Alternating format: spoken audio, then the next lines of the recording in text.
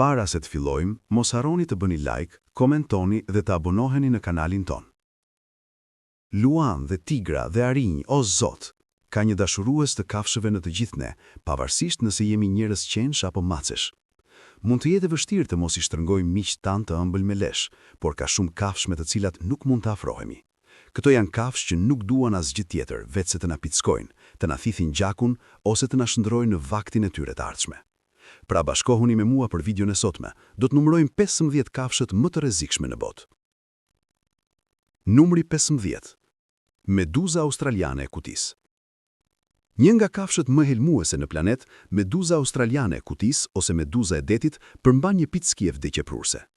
Llojet e meduzave të kutisë gjenden në ujërat e ngrohtë bregdetare të Australisë dhe Guinesë së Re, Malajzisë, Filipineve dhe Vietnamit, dhe ka qenë shkaku i 64 vdekjeve të regjistruara nga viti 1884 deri në 2021. Tentakulat e këtyre meduzave mund të arrijnë deri në 10 këmbë të gjata dhe janë të mbuluara me miliona sindisite të vogla që në kontakt lëshojnë shigjeta mikroskopike duke dërguar helmin vdekjeprurës. Një picke nga një nga këto do të rezultojë në dhimbje shumë të mprehtë dhe nëse lihet pa u trajtuar, një viktim ka rreth 2 deri në 5 minuta të mbetura në këtë planet. Dhe secila nga këto meduza mban brenda mjaftueshëm helm për të vrarë 60 njerëz të rritur. Meduzat janë më të mëdha te llojit e tyre dhe këmbanoria e të rriturve mund të rritet të jetë madhësia një topi basketbolli. Nga secili prej 4 këndeve të këmbanores rrjedh një grumbull prej 15 tentakulash. Meduza australiane e kutisë është një blu e zbehtë e bukur, me shenja të zbehta që nga këndet e duhura mund të duken si një kafkë njerëzore e zymt, një paralajmërim për ata që janë gati të bëhen shumë kurioz dhe shumë afër. Dhe për ta bërë situatën edhe më keq, meduza australiane e kutisë është transparente, duke e bërë mjaft të vështirë ta vëresh në ujë, duke paraqitur një rrezik të konsiderueshëm për notar, në vendin e gabuar, në kohën e gabuar. Ndërsa është në gjuhë e tij, meduza australiane e kutisë do të përhap tentakulat e saj deri në rreth 20 këmbë në diametër, kështu që nëse arrini të vëreni këmbanoren, mund të jetë tashmë shumë vonë. Numri 14. Dragoni i Komodos. Të gjithë kemi dëgjuar për dragonjtë e Komodos. Ata janë hardhuc monitor të mëdhenj, të shpejtë dhe vdekjeprurës, që mund të rriten deri në 10 këmbë të gjata, peshojnë 200 pound dhe vrapojnë me shpejtësi maksimale prej 12 milje në orë. Këta kafshë të mëdha janë aq afër një Godzilla të vërtetë sa do të marrim tani. Dhe ndërsa shumë do t'ju thonë se dragoni i Komodos është helmues, ka ende pak më shumë në atë fakt. Po, dragoni i Komodos ka 2 gjendra helmi në gojën e tij, që me kënaqësi do të shkaktojnë gjithçka nga ëntja deri në uljen e presionit të qakut, dhe shoku dhe paraliza. Nuk është diçka me të cilën dëshironi të përziheni. Por dhimbjen e fortë dhe paralizën më njan, dragonjtë e Komodos kanë gjetur mënyrë për të shtuar fyerjen të lëndimi, sepse gojet e tyre janë thjesht të ndira. Përshtyma e tyre është plot me baktere E. coli që zakonisht gjendet në feçe dhe Providencia, që mund të shkaktojë infeksione të traktit urinar të njerëzit. Lista vazhdon përgjithmonë dhe një drague i Komodos mund të ketë brenda mjaftueshëm helm për të vrarë 60 njerëz të rritur. Gojën e tij në çdo kohë të caktuar. Pra, ndërsa kafshimi i tyre ose goditja me bishtin mund të vrasë diçka të vogël, kafshimet e tyre infektive dhe helmuese do ta rrëzojnë lihtësisht diçka aq të madhe sa një buall uji brenda minutash. Shkencëtarët nuk kanë absolutisht asnjë ide se si këto hardhuça mund të mbijetojnë me një sistem kanalizimi në gojet e tyre. Të gjithë duhet bëjmë më të mirën tonë me dorën që na është dhënë në jetë, por dragonjtë e Komodos u dhan një flush mbretëror. Numri 13. Peshku gur. Kur bëhet fjalë për kafshë të rrezikshme, ka disa zgjedhje mjaft të dukshme. Shumë prej cilave mund të presim të shfaqen këtë listë, por ka plot kafshë më pak të njohura atje jashtë që presin dhe janë gati të godasin pa paralajmërim. Një nga këto kafshë është peshku gur. Mund ta gjeni peshkun gur në ujërat e ngrohtë bregdetare përgjatë Australisë, Indonezisë dhe Indisë, dhe madje edhe duke qëndruar në Karaibe dhe në qelsat e Floridës. Por ndryshe nga shumë gravitqar të tjerë formidabël të oqeanit, peshku gur i përgjigjet emrit të tij, pasi kamuflohet në shkëmbinj dhe gurët në ndet. Të shkosh mbi një nga këto gjëra mund të jetë fatale, sepse ata janë peshku më helmues në botë. Peshku gur ka 13 shpina që vrapojnë përgjatë shpinës së tij, secila prej cilave mban këto gjëndra helmi vdekjepruese. Një lëvizje e gabuar dhe këto shpina shpojnë lehtësisht lëkurën tuaj, lëshuajnë helmin e tyre në trupin tuaj. Thuhet se dhimbja është absolutisht e padurueshme, dhe nëse nuk gjeni vëmendje mjekësore të menjëhershme, nevojiten rreth 1 orë për të vrarë një njeri të rritur. Sepse janë aq të vështirë për t'u gjetur, ata mund të bëhen mallkimi zhytësve dhe snorkelerëve që thjesht duan të kënaqen me koralin e një zone. Fatmirësisht ekziston antihelmi peshkut gur, dhe ndërsa ata mund të pinë shumë njerëz çdo vit, shumica e rasteve priren të kenë një fund të lumtur. Dhe pavarësisht se janë peshku më helmues në botë, këta banorë vdekjeprurës të oqeaneve janë gjithashtu një delikatese në disa vende. Kur gatuhen siç duhet, helmi humbe proteinat e tij fatale dhe kur hahen të papërpunuar, shpinat hiqen. Porosini. Numri 12. Elefanti. Duke peshuar mbi 15.000 pound, elefanti është kafsha më e madhe toksore në tokë, dhe ndërsa ata sulmojnë vetëm kur provokohen, janë gjithashtu një nga më të rrezikshmet në botë. Ka vetëm 3 lloje elefantësh që e ndacakin tokën sot, por është elefanti aziatik që vret më shumë njerëz. Pra, çfarë e bën këtë lloj të dallohet? Përgjigjja është mjaft e thjeshtë: afërsia me njerëzit. Elefantët afrikanë jetojnë në gama më të mëdha dhe zona të mëdha të mbrojtura, kështu që nuk na shohin shumë shpesh jashtë në natyrë. Dhe edhe atëherë, komunitetet vendore janë të vetëdijshme se është në interesin e tyre më të mirë të qëndrojnë larg këtyre krijesave me brinj. Por elefantët aziatik në të vërtetë ndajnë habitatet me njerëzit. Janë demët e vjetër, meshkujt e rinj kokfort dhe mënat për të cilat duhet të shqetësoheni, gjë që në të vërtetë tingëllon si të gjithë elefantët. Kafshët do këvrasin pothuajse çdo gjë në rrugën e tyre, me elefantët aziatik që arrin një shpejtësi maksimale të rreth 15 miljeve në orë dhe kuzhenjët e tyre afrikan duke shkuar rreth 20 milje në orë. Pra, përveç se nëse jeni një vrapores olimpik, kjo është një garë që asnjë njeri nuk do ta fitojë. Dhe përveç atyre brinjve të mëdhenj, të gjatë dhe të mbreht, gjithçka që një elefanti i duhet të bëjë është të shkelë mbi ju dhe loja ka mbaruar. Rreth 500 vdekje njerëzish të shkaktuara vetëm nga elefantët. Afrikanë regjistrohen çdo vit për shkak të shkeljes dhe shtypjes, por këta elefant bëhen gjithnjë më agresiv çdo vit, ndërsa gjithnjë më shumë gjuatar të paligjshëm depërtojnë në territorin e tyre dhe kërcënimi i tyre më i madh për mbijetesë jemi ne, njerëzit. Numri 11. Luanët. Nuk mund të flasësh për kafshët më të rrezikshme të botës, pa përmendur mbretin e xhunglës ose ndoshta të savanës. Luani nuk është vetëm grabitqari kryesor i botës afrikane, është një nga grabitqarët më të fuqishëm në botë, duke shikuar poshtë shumicën e kafshëve të tjera në zinxhirin ushqimor. Pjesa e asaj që e bën luanin kaq të frikshëm, por kaq mahnitës, është mentaliteti i tufës, me krenim që bashkohet për të rrëzuar kafshë shumë më të mëdha. Nuk ka shumë gjëra nga të cilat këta mac të mëdhenj kanë frikë, dhe ndërsa njerëzit nuk janë gjahu i tyre natyror, një e vlerësuar 200 njerëz në vit vriten prej tyre. Luanët priren të jenë gjuetar oportunist, dhe nëse një njeri hyn në strehën e tyre, këta mac të mëdhenj pothuajse me siguri do të sulmojnë. Por këto sulme po bëhen me keqardhje gjithnjë më të shpeshta me kalimin e kohës, sepse habitatet e tyre natyrale po shteren nga veprimi i njeriut, gjë që do të thotë se gjahu natyror po shteret gjithashtu. Pra, ndërsa ne vazhdojmë të lëvizim në territoret e tyre, këta luan do të lëvizin kundër nesh. Ajo që i bën këto krijesa kaq mahnitse është se pavarësisht se janë grabitqar kryesor, ata janë jashtëzakonisht të përtac. Ndryshe nga një ujk, krenaria e luanit nuk do të ndjek gjahun e saj për milje e milje para se të fundos dhëmbët e saj në ta. Në vend të kësaj, ata qëndrojnë të fshehur në shkurre dhe e lën vaktën e tyre të vijë tek ata. Ata do të hedhin disa hapa të vegjël tinzar përpara për të hyrë në gamën e përsosur të kërcimit, dhe një lëvizje e gabuar mund të prish gjithë gjuetin. Por kjo do të thotë se mund të kalojnë orë ose ditë para se gjahu potencial të shfaqë fytyrën e tij. Taktikat e tyre do të ndryshojnë në varësi të lojës.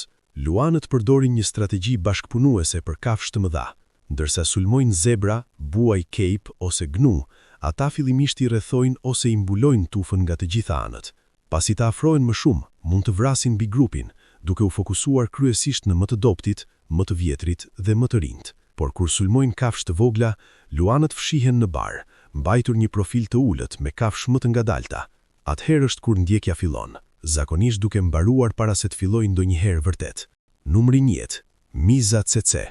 Gjithashtu e njohur si miza tik-tik, miza tsetse janë rreth 2 deri në 3 duzina llojesh mizash thithëse gjaku në familjen e mizave shtëpiake, që ndodhin vetëm në Afrikë dhe transmetojnë smundjen e gjumit tek njerëzit dhe një smundje të ngjashme që quhet nagana tek kafshët e domestizuara.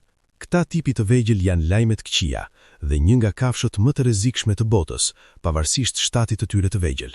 Trypanosomiaza, një smundje endemike në 36 vende afrikane në jug të Saharas, shkaktohet nga transmetimi i parazitëve nga miza tsetse të infektuara.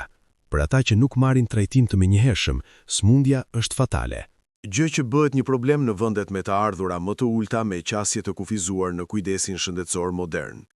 Rastet vjetore numëroheshin mirë mbi 10 mijëra deri në vitin 2009, dhe për fat të mirë përpjekjet e vazhdueshme të kontrollit gjatë disa dekadave të fundit kanë ulur numrin e rasteve globale me vetëm 977 raste të regjistruara në 2018. Por për diçka pa dhëmb ose kthetrat, mendimi i këtyre mizave cece që ju kafshojnë pa e ditur as ju, është një gjë jashtëzakonisht e frikshme. Sëmundja e gjumit ndodh në 2 faza. Në fazën e parë, njerëzit e infektuar zakonisht përjetojnë ethe, dhimbje koke, dhimbje muskujsh dhe nyjesh dhe inflamacion të nyjeve limfatike. Faza e dytë, e cila zhvillohet nga disa javë deri në 2 vjet, shënohet nga përfshirja e çështjeve të trurit dhe palcës kurrizore, të shoqëruar me ndryshime të personalitetit, çrregullime të gjumit dhe letargji të thellë para se të çojnë në vdekje. Numri 9. Kobra mbret. Është mirë të jesh mbret. Çmimi për gjarprin më të gjatë helmues në botë i përket kobrës mbret, e cila ka një gjatësi mesatare prej rreth 13 këmbësh, me gjatësinë më të gjatë të regjistruar që është pak mbi 19 këmbë të gjatë. O zot, kjo mund të jetë po aq mirë një zjarr fikse 19 këmbëshe plot me helm.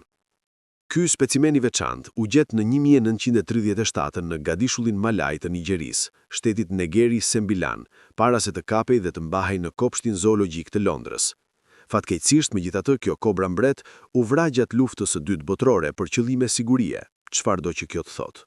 Por pavarësisht se janë kaq të gjata, ato peshojnë vetëm rreth 20 pound, dhe ndërsa do të qëndrojnë dhe do të presin për gjahun e tyre, ato janë jashtëzakonisht të vështira për të mumbur.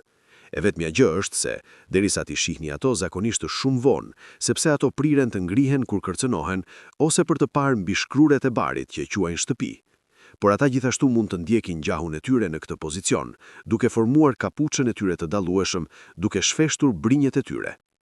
E ruan folen që ndërton shumashpër gjithashtu duke fishkëlluar, për t'i lënë çdo fytyrë që dëshiron të depërtojë të dijë se shtëpinë e kujt po afrohen, duke e bërë një nën mbrojtëse por të vdekshme. Por kafshata e tyre është shumë më e keqe se lëmja e tyre. Ta quash helmin e kobrës mbret vdekje prurës është një nënvlerësim pasi ka mjaftueshëm helm në një kafshim të vetëm për të vrarë rreth 20 njerëz të rritur. Dhe duke banuar në pyjet tropikale, knetat dhe pyjet e Azisë juglindore, këta mbretër kanë jetë gjatësinë më të gjatë në botën e gjarprinjve. Por si shumë të tjerë të llojit të tyre, Bashkimi Ndërkombëtar për Ruajtjen e Natyrës e ka kategorizuar kobrën mbret si të vulnerable. Këto gjarprinj shfrytëzohen për ushqim, lëkurë dhe madje qëllime mjekësore, dhe humbja e habitatit është gjithashtu një shkak shqetësimi, e cila është arsyeja pse ato ruhen në Vietnam. Mahnitësisht, megjithatë, si diçka kaq e vdekshmërie, mund të jetë kaq e bukur. Numri 8, oktapodi me unaza blu. Oktapodit janë krijesa të shkëlqyera, të mrekullueshme dhe ndonjëherë të shijshme, por disa lloje do t'ju vrasin pa e menduar 2 herë. I vogël dhe i fuqishëm, oktapodi me unaza blu është vetëm madhësia e një topi golfi, por mos lejoni që kjo t'ju mashtrojë të mendoni se ky oktapod është gjë tjetër përveç të rrezikshëm. Ai mban mjaftueshëm helm për të vrarë në të vërtet 26 të rritur të plot, dhe nëse mendoni se ka një antidot, mendoni përsëri. Nëse një nga këto ju kafshon, nevojiten vetëm disa minuta para se të filloj paraliza dhe ju nuk jeni në gjendje të merrni frym. Mundësia juaj më e mirë për të mbijetuar një nga këto kafshime është të jeni afër dikujt që di reanimim kardiopulmonar, pasi helmi përfundimisht do të neutralizohet nga trupi juaj, për sa kohë dikush vazhdon reanimimin kardiopulmonar gjatë gjithë kohës, dhe kjo mund të jetë një kohë. Por edhe atëherë, shanset janë se do të pickoheni në oqean, dhe gjëja e fundit që dëshironi të bëni është të humbisni kontrollin e trupit tuaj dhe frymmarrjen në ujë.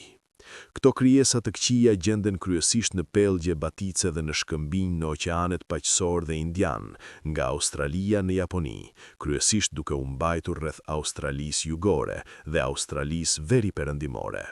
Nëse ndonjëherë shihni një, vraponi. Numri 7. Mamba e zezë. Shumë njerëz të famshëm kanë marrë emrin kodor Mamba e zezë. Një nga lojtarët më të mëdhenj të NBA-s të gjitha kohërave, Kobe Bryant, dhe sigurisht nusja e Kill Bill, duhet të vinë menjëherë në mendje kur dëgjoni për këtë gjarpër të madh tjetër. Do të kuptoni se si të dy njerëzit ja dolën të jetonin në lartësinë e atij emri.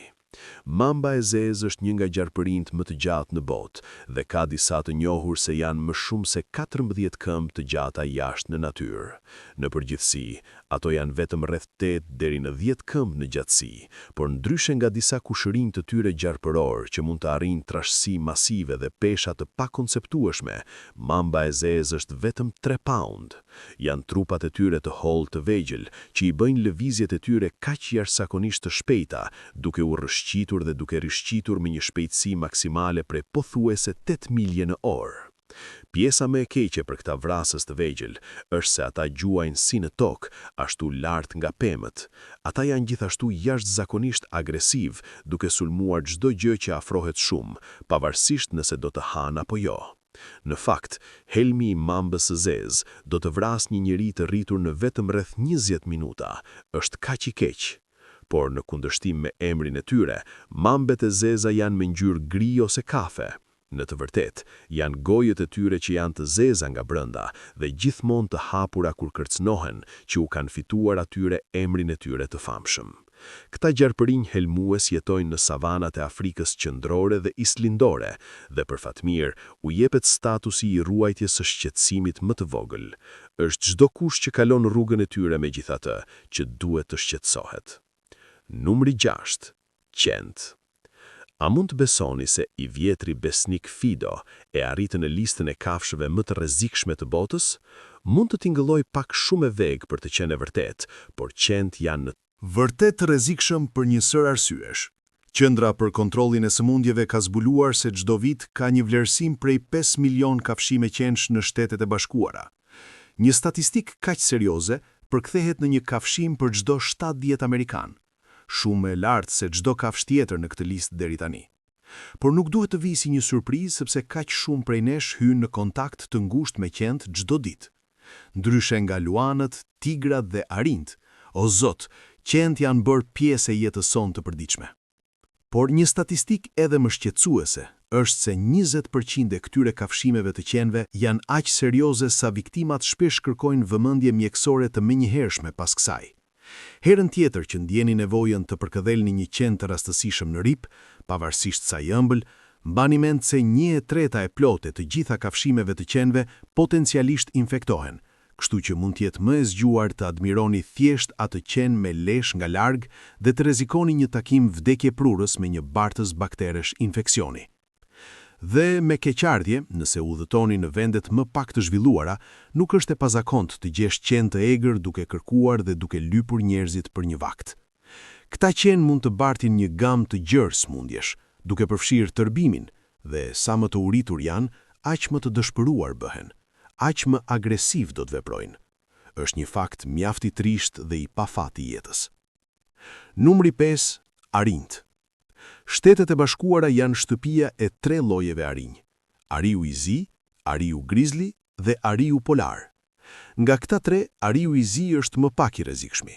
Arinjt e zi nuk janë agresiv nëse mbani distancën tuaj dhe qëndroni në pozicionin tuaj nëse ndesheni me një. Strategjia më e mirë është të përpiqeni ta friksoni, duke bërtitur me zë të lartë dhe duke tundur krahat tuaj, mund ta bëj ariun të mendojë se jeni më i madh se sa jeni dhe një kërcënim i vërtet. Nëse ariu sulmon, mos u përpiqni të ikni në një pemë. Arinjt e zinj janë ngjitës të Zot dhe nuk kanë problem t'ju rrëzojnë në tokë. Ecësit dhe kampistët duhet të jenë veçanërisht të kujdesshëm ndaj 2 llojeve më të famshme dhe të frikshme të arinjve, grizzlyt dhe ariut polar. Nëse jeni ndonjëherë mjaft fatkeq sa të ndesheni në një nga këto 2 kafshë të frikshme jashtë rrugës së rrahur, duhet të konsideroni të luteni te hyjnia juaj e preferuar të zgjedhjes. Çfarëdo që të bëni, rrapimi është opsioni më i keq. Të 2 llojet do t'ju shohin si gjaj nëse përpiqeni të ikni për në siguri. Kur bëhet fjalë për grizzlyt, duhet të qëndroni në pozicionin fillestar dhe pastaj ngadalë të tërhiqeni. Nëse grizzly fillon të sulmoj, godisni dhehun, përkuluni në top dhe bëhuni se jeni të vdekur. Sigurohuni të mbuloni kokën tuaj me duart dhe krahët tuaj për mbrojtje, dhe nëse besoni në ndonjë fuqi më të lartë, filloni të luteni. Arinjt polar, nga ana tjetër, janë një kafshë krejtësisht e ndryshme. Nëse ndesheni me një ari polar, ka të ngjarë të jeni në një luftë. Të bëhesh se je i vdekur nuk funksionon me këta vrasës masiv 1 tonala. Arinjt polar janë jashtë dhe atherreth duke kërkuar ushqim, pavarësisht madhësisë, formës apo formës tyre, dhe një njeri që e ndon bën një aperitiv të shijshëm. Numri 4. Hipopotami. Ka vende në kontinentin afrikan që thjesht nuk janë të përshtatshme për njerëzit. Nëse nxehtësia dhe mungesa e ushqimit dhe ujit nuk ju vrasin, atëherë me siguri fauna e egër do ta bëjë. Luan, tigra, gjarpërinj. Sigurisht, por nuk mund të harroni hipopotamin. Në fakt, hipopotami është vrasësi më i madh i njerëzve nga të gjitha kafshët më të mëdha afrikane. Si dreqin është kjo e mundur, veçanërisht kur hipopotami është bargrënës. E po, ata mund të mos dëshirojnë t'ju hanë, por këto kafshë të rrezikshme janë jashtëzakonisht mbrojtëse, territoriale dhe agresive, e cila është arsyeja pse vrasin rreth 3000 njerëz në vit. Këta grabittar të shpërfillur mund të jenë të ëmbël në pamjen e parë, me fytyrat e tyre të ëmbla, trupat e fuqishëm dhe këmbët e vogla të shkurtra, por ata mund të vrapojnë pothuajse 20 milje në orë ndërsa peshojnë mbi 3000 pound. Është si të ndjekesh nga një makinë e vogël dhe është një garë këmbësore që thjesht nuk mund ta fitosh. Meshkujt mbrojnë territoret e tyre, të cilat janë zakonisht brigjet e lumenjve dhe liqeneve, dhe nëse një femër ndjek dikë ose diçka që vjen midis saj të voglit të saj, atëherë është mbaruar për ju. Kafsha e tretë më e madhe në kontinent, pas elefantit dhe rinocerontit, kafshimi i hipopotamit është po aq i keq, nëse jo më keq se lëmja e tij. Gojët e tyre enorme janë mesatarisht 2 këmbë të gjera, dhe ata mund t'i hapin gojët e tyre në një vijë të shesht nga lart poshtë në një kënd 150 shkallësh. Pastaj ka dhëmbët. Një i rritur do të ketë zakonisht 36 dhëmbë, të gjitha të cilat rriten vazhdimisht për jetën, dhe mund të jenë mbi një këmbë të gjatë dhe të kapërdi gjahun e tyre duke shpur mishin përpara se të japin një kafshim me rreth 1800 pound forcë për inç katror, duke u mundësuar atyre të thërmojnë kockat dhe kafkat sikur të ishin letër higjienike. Numri 3. Krokodili i Nilit. Përveç se nëse emri juaj është Steve Irwin, qëndroni sa më larg krokodilëve të Nilit që të mundeni. Këto kafsh janë aq afër kafshëve prehistorike moderne sa mund të arrini, dhe ka një arsye pse ata janë në gjendje të qëndrojnë për aq kohë sa kanë qenë. Nëse jeni në krye të zinxhirit ushqimor, askush nuk do të bëjë pastym me ju. Ata gjenden zakonisht në rajonet tropikale të Afrikës, Azisë, Australisë dhe Amerikës.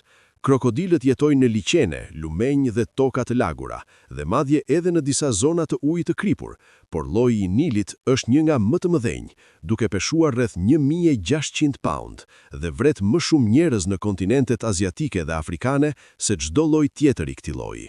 Shumë vdekje të lidhura me krokodilet nuk raportohen, nuk regjistrohen dhe nuk dëshmohen, por vlerësohet se këta demon 4 këmbësh do të vrasin rreth 1000 njerëz në vit.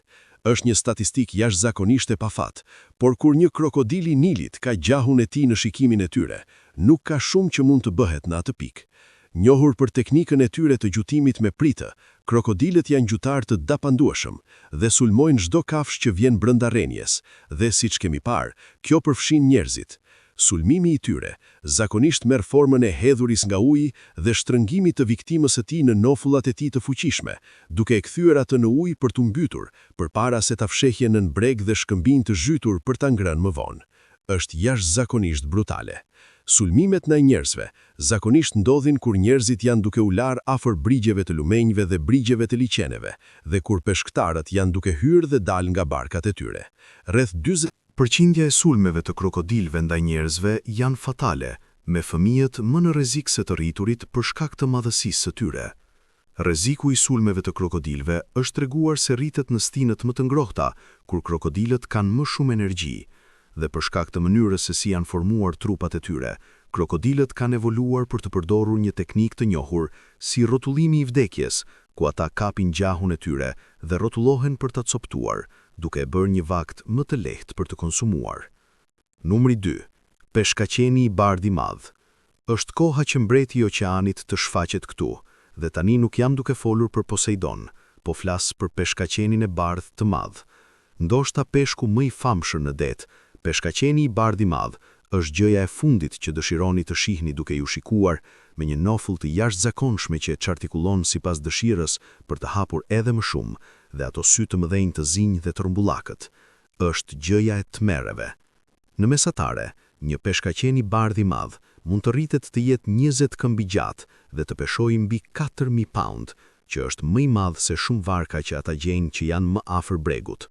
Pa dyshim, është grabitqari më i friksuar i oqeanit, dhe si shumë peshkaqenj të tjerë, i bardhi i madh ka një kohë të vështirë për të bërë dallimin midis një njeriu dhe çdo krijese tjetër, kështu që ata janë më shumë se të lumtur t'ju kafshojnë për të kuptuar se çfarë jeni. Dhe të kafshofesh nga një peshkaqen i bardh i madh nuk është e lehtë për t'u kapërcyer. Edhe kafshimet më të vogla të bardhëve të mëdhenj mund të marrin një gjymtyr ose të rezultojnë në vdekje nga humbja e gjakut. Janë lajme të këqija nga të gjitha anët. Këta peshkaqenj gjithashtu kanë nofullat më të mëdha të çdo peshkaqeni mishngrënës të gjetur në mbar botën, që do të thotë se askush nuk është vërtet i sigurt nga kapja e tyre. Dhe a përmenda se ata mund të notojnë me shpejtësi deri në 35 milje në orë? Të përpiqesh të notosh më shpejt se një nga këto krijesa me sy të vdekur është si të përpiqesh të vraposh më shpejt se një makinë. Ka një arsye të mirë pse ka një franshizë të tërë filmash të dedikuar për peshkaqenin e bardhë të madh. Numri 1. Mushkonjat. Mushkonjat kanë grumbulluar shumë zhurmë gjatë viteve, duke i fituar titullin e kafshës më të rrezikshme në botë. Por si mund të jetë diçka kaq e vogël aq vdekjeprurëse? Ata nuk kanë dhëmb ose kthetër për të shqyer mishin nga kocka, një mentalitet tufe mjaft të fortë për të rrëzuar gjah më të madh, ose aftësinë për t'u kamufluar në shkurre, ndërsa ndjek gjahun e tyre për orë para se të godasë më në fund.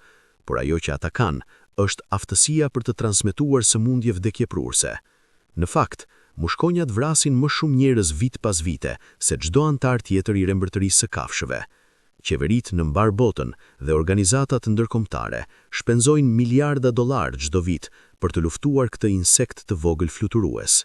Llojet caktuara mushkonjash mund të bartin patogjen si Zika dhe ethen e të verdhër, elefantitin dhe virusin e Nilit perëndimor.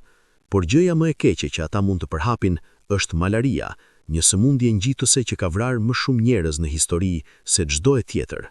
Organizata Botërore e Shëndetësisë e vendos numrin e njerëzve të infektuar nga sëmundja në mbar botën në rreth 700 milion njerëz. Dhe disa statistika do të sugjeronin se një person vdes nga malaria çdo 30 sekonda. Nëse jetoni diku me klimë të lagësht, atëherë dini shumë mirë sa e vështirë është të shmangni mushkonjat dhe kafshimet e tyre.